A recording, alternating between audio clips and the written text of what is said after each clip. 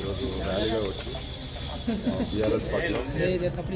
BRS పార్టీలో మెట్టు ఆనందన్న నాయకత్వంలో గెయిన్ కావడం జరిగింది.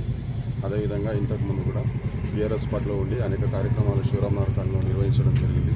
రోడ్లు, లైట్లు ఇట్లా బీఆర్ఎస్ గవర్నమెంట్లో అభివృద్ధి జరిగింది. ఇప్పుడు కూడా ఇంతకుముందు ఎంపీ ఎలక్షన్లో కొంత కాంగ్రెస్కి వెళ్ళి అక్కడ మనకు కొంత ఇబ్బందులు గిట్లా గురి కావడం జరిగింది.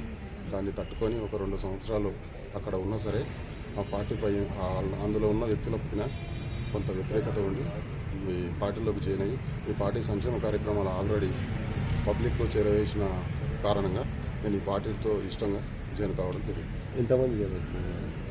సుమారుగా 100 మంది వరకు. మేము ఒక 10 ఏళ్ళకి వెళ్ళి సర్వీస్ చేస్తున్నాము. మా కౌన్సిలర్ ఆధ్వర్యంలో, నవీన్ ఆధ్వర్యంలో, మరియు ఆనంద్ గారి ఆధ్వర్యంలో. ఇంతవరకు ఏంటంటే మా 10 ఏళ్ళ సర్వీస్లో రోడ్లు కానీ ఏది విషయమైనా కానీ మా ఆనంద్ గారు వచ్చి దానికి రెస్పాన్సిబిలిటీ వచ్చి మంచి మాకు దగ్గర కొండి అన్ని పనులు చేపించారు.